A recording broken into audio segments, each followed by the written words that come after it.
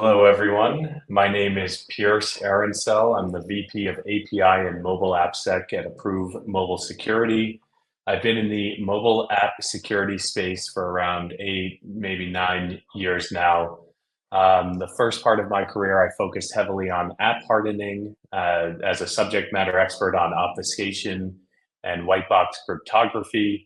That experience gave me the opportunity to speak with some of the smartest, the brightest security architects globally. Learned a lot of things. One thing is that security through obscurity isn't true security. And I also heard about security architects looking to tackle a notoriously tricky problem, namely how to secure APIs intended to speak only with authenticated versions of their mobile apps. Hence my transition over to API security here at Approov. Um, one one thing that we'll be covering in this presentation today is how to better add mobile protection to your mobile applications and API security, but not how to reinvent the wheel, how to apply this to the security features you likely already have in place. Um, Something that we'll also cover is the trend of large AppSec vendors starting to recognize the gap in their mobile security offerings. Um, I'll highlight some of the trends that we've seen in acquisitions and different kinds of research and development around using SDKs in mobile apps to eliminate this growing mobile threat. But throughout this process, it's also good to discuss sort of the differences that SDKs take in whether they're gathering contextual signals from users and devices or other signals. We're going to show how to choose the right SDK and how to integrate it with your app security quickly to eliminate the threat from hacked apps and devices. Moving on, so I wanted to start off with talking a little bit about the adoption of APIs. This chart shows the adoption of APIs over the last 10 years. This data was taken from different reports from like Akamai, Gartner, and others. But basically, APIs now, calls now make up over 80% of internet traffic. As the ubiquitousness of APIs came to fruition, API protection has also evolved over time. Initially, security was limited. Then we had the emergence of API gateways with a focus on API discovery and management. Then there were some updates to legacy WAFs to try to check API traffic hitting backends. In the last few years, we've seen large AppSec vendors investing in bot mitigation, API security, and denial of service protection, adding more and more features and integrating acquired technologies into backend AppSec, striving to build comprehensive integrated web app and API security solutions, often using AI and machine learning to try to understand traffic reaching the backend. So what have we seen? Basically, a lot of money has been spent building out this vision, but a lot of it was focused on web apps and analyzing traffic. Large application security vendors, i.e. legacy WAF providers, have been enhancing their bot and API offering by buying promising startups and trying to add them into their existing products. API security vendors, bot management startups, RAS startups, they've all been acquired in an attempt to create what Gartner has called web application and API protection. Some examples of this include, we can look at F5 buying Volterra or Shape. We can look at Akamai buying up No Name and Neosec. Imperva bought Previty, Distill Networks, Cloud Vector, Radware bought Shield Square. The list goes on and on. We could probably spend a lot of time on this slide, but in principle, most of the big app security players now present the Gartner WAP vision to their customers as integrated cloud-based, i.e. back-end solution covering bot management, API, denial of service protection, as well as traditional WAF. In fact, this whole one-stop shopping mindset is a key element of their value proposition. The issue is that these solutions become very complex, hard to manage, generate ambiguity, false positives. This all impacts customer experience. But the biggest thing is they're not at all very effective at addressing the issue of mobile apps. So moving on to the mobile issue, I took the same slide we saw earlier and put in the percentage of mobile originating API traffic to kind of show that this is a true issue that can't be ignored. So what has been happening is with the attempt to try to solve everything through monitoring and data that's received on the back end, these vendors have been neglecting the real and current danger presented by mobile apps, and they're only now starting to realize it. This leads us to the real issue. All of this previous security efforts have been based on one premise, that all threats can be observed, managed, and blocked from observing the requests and traffic arriving at the back ends, APIs or servers. And what I'll argue is that even with the most sophisticated AI and machine learning analysis, this premise is wrong for mobile apps and the devices they run on. Basically, they're lacking the context needed from the client side to make informed decisions on the back end. But I'll get back to that in a little bit. So looking at this graph, we can see now mobile originating traffic is well above 50% of internet traffic. Customers are starting to understand the risks and are requesting enhanced protection against mobile originating threats. Mobile apps are easily decompiled and modified, and the environments they run on can be hacked, exposing them to a multitude of runtime threats before any data ever makes it back to the back end to be analyzed. Attackers can easily generate traffic that mimics the behavior of a mobile app by sending HTTP requests that are similar to those sent by authentic applications. Attackers might even log in as valid registered users in those cases and perform automated attacks such as content scraping and other web attacks from their attached HTTP client tool. Some real-world examples, this isn't just hypothetical, starting with Kahoot, the bot amplification via mobile app attack. This was in 2023. What happened? Basically, attackers reverse engineered the mobile app to mimic legitimate client behavior and flood quiz sessions with bots known as Kahoot bot spam. The API issue here is that the app's API requests weren't verified against genuine app instances, and the impact was that thousands of fake players joined sessions, rendering quizzes unusable. The SDK fix in this case, app attestation, would have prevented bots and repackaged apps from generating valid tokens. Starbucks, another one you may have heard of. In 2020, there was a famous attack that involved gift card fraud via API abuse. What happened? Basically, attackers reverse engineered the Starbucks app to automate fraudulent transfers between gift card balances. The API issue here was that no client-side integrity checks were done, so therefore requests could be replayed or manipulated. And the impact was obviously stolen funds and fraud at scale using script automation.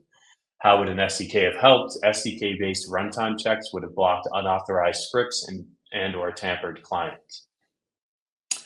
There are many others here that we could talk about. There was a T-Mobile hack in 2021. There was TikTok, British Airways, Snapchat. All of these famous names have suffered breaches from mobile app-based attacks that could have been stopped by app and device attestation. All right.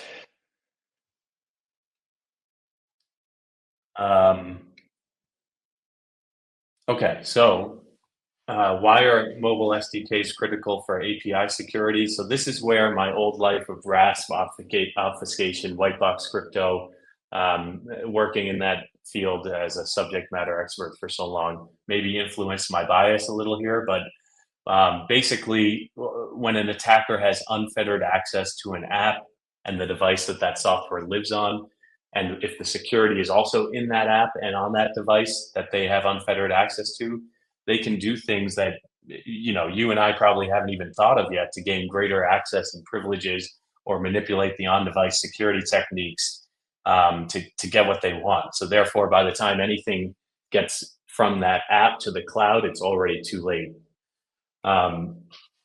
Something else that's worth considering is that these backend API security tools are very powerful, but they're basically blind. WAFs, WAPs, API gateways, and bot managers, they're designed to inspect traffic at the edge, like the cloud or the server. They're designed to analyze headers, behaviors, rates, known attack patterns, block SQL injections, denial of service attacks, and basic credential stuffing. But they operate from a position of limited visibility, assuming that the client making the request is legitimate, that the request hasn't been forged, automated, or made from a tampered app or emulator. These systems simply cannot see or validate what's actually running on the device. You can only really reliably counter threats from your mobile app using a mobile SDK in your app or something else that provides you greater context, greater information to make informed decisions. This can provide continuous verification of contextual information from the app and the client environment. And the only way to get this information effectively is by embedding an SDK in the mobile app. All right, so I had mentioned there's a couple different types of SDKs. There's SDKs that look at user behavior signals. This is what you might be familiar with as like those CAPTCHA things. There's other techniques used to measure like finger pressure on screens and other sort of, is this a human kind of user behavior signals that can be gathered. Another approach is to look at software and device signals.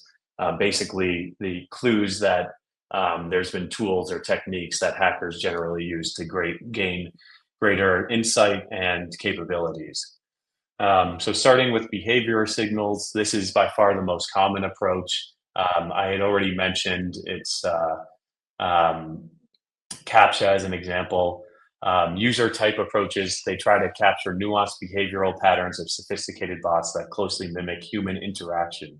This can be really hard to do, and processing and analyzing large volumes of behavioral data in real time requires significant computational resources, potentially impacting overall system performance. Also, this approach by its very nature generates false positives and negatives, and managing these without disrupting user experience is always a challenge. So what to do when evaluating such approach? It's important to look at the richness of behavioral signals collected and to try to understand the analysis in order to evaluate the risk of false positives and negatives. This can be difficult because vendors tend not to provide details of what's captured, and machine learning approaches by their very nature are obscure. So a good question to ask would be to request false positive negative statistics from existing installations. This might provide some useful data. Okay, so moving on, software and device signals. Device-based signals can offer certain advantages in accuracy and provide a more deterministic approach in general. This approach can accurately identify known problematic software or configurations on a device, providing clear indicators of bot activity. Device and app fingerprinting techniques can effectively recognize repeated automation attempts from the same device, even if other characteristics change. Often, however, such mobile SDKs collect minimal data about app interaction in order to avoid issues with managing user identifiable data or personal identifiable information, PII. So when evaluating this approach, it's important to understand the quantity and the quality of the checks performed on the device environment. Some solutions really only verify if devices have been rooted or jailbroken and no other data is provided. Others can perform dozens or even hundreds of checks on the device. It's also good to kind of understand your scope. Are you going to be needing to secure just iOS, or do you need iOS, Android, and Harmony? You're going to probably want to find someone who supports all of the operating systems that you need to support. You should also check how legitimate users with uncommon software configurations, like gamers, for example, might be incorrectly flagged as bots.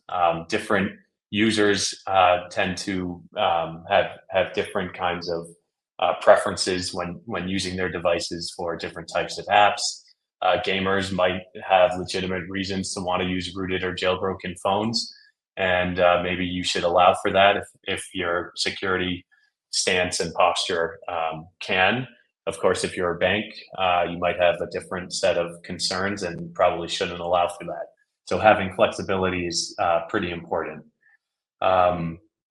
Lastly, we're in a game where attackers tend to have the advantage of being the first actors, or being able to adapt more quickly. So asking your partner or developing a system that can be updated over the air is crucial. By the time that you're aware of a hack, likely that's been going on for some time before your awareness came to fruition. So being able to respond quickly and without having to rely on your users updating their app is very important. Otherwise, your adaptation capabilities are going to be extremely slow. All right, so there are some concerns with using an SDK. You're introducing new software into your app, which can introduce complexity and potentially more security risks. So choosing an SDK that's easy to integrate, something that's been integrated before in an environment like yours is important. Things that have quick starts might make things easier. Choosing a hardened SDK from a reputable vendor is very important. Choosing a lightweight SDK that doesn't impact performance. Finding something that can be updated over the air quickly. Finding something that ensures that it can't be manipulated by attackers. So something that maybe has some verification from an external source would be useful. Yeah, flexibility and security is basically the name of the game. All right, so I talked a lot about what we should do. Now let's talk a little bit about the architecture. If you're looking to design a solution or looking for a vendor, this is the architecture that I would suggest. Basically, introducing a lightweight SDK into your mobile app.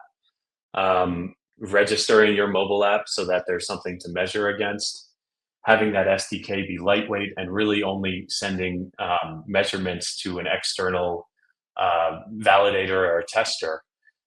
This is crucial because, as I mentioned, if an attacker has unfettered access to your mobile app, and if the security decisions are being made on that device, they're going to be able to manipulate it to get it to do things that they want. So what I recommend is separating that, having the SDK not make decisions, having decisions be made maybe in the cloud instead, safely away from attackers. So the way it would work is the SDK would send measurements to the cloud. The cloud would then, based on the security policy that they set, determine whether or not the app has been manipulated or the device is risky. If everything looks good, you send back a valid cryptographically signed JWT token and have that token be verified on the back end rather than on the device itself, again, for the same reason I highlighted before. Conversely, if the device is risky or the app has been deemed insecure or modified, you would send back a invalid cryptographically signed JWT token. That token gets verified as invalid on the back end, and the reason why it was invalid is also shared on the back end, but the attacker never gets any clues as to what's happening through this workflow. So what's important here, you separate the security policy from the device where the attacker is. You use attestation or something external from the device to verify that the device is clean, and you really have a true zero trust approach here. Now, this same approach can be used to secure API keys. One thing that is constantly recommended is to not hard code API keys, but there's never really a good alternative approach that's suggested. It just said, don't do this. This same flow can be used to secure API keys. So basically what you would do is you would store those keys and those secrets in the attester or the cloud. And the same flow goes, the SDK sends measurements to the cloud. If it looks valid, then you can present the API key just in time of being used. If it's invalid, the API key never gets shared. So this would be for first-party API keys or third-party API keys. And we mentioned a little bit about how integrating the SDK should be easy. The good news is most people out there already have cloud service providers or WAFs in front of applications, and most of these support JWT tokens. Here's an example from Cloudflare, and it can be done with any kind of vendor that's out there doing this currently. But basically, on the left-hand side, you would just add a configuration, effectively the JWT secret to what's called API Shield in this case. On the right-hand side, we select the endpoints to be protected and whether we want to block or log non-validated requests.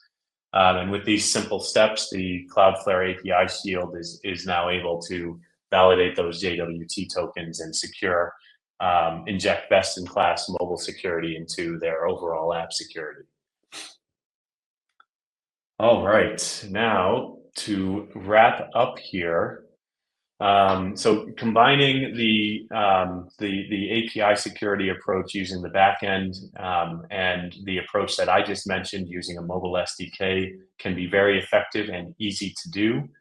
You can actually easily build defenses into that continue to use backend app security that's likely already in place and inject best-in-class mobile protection.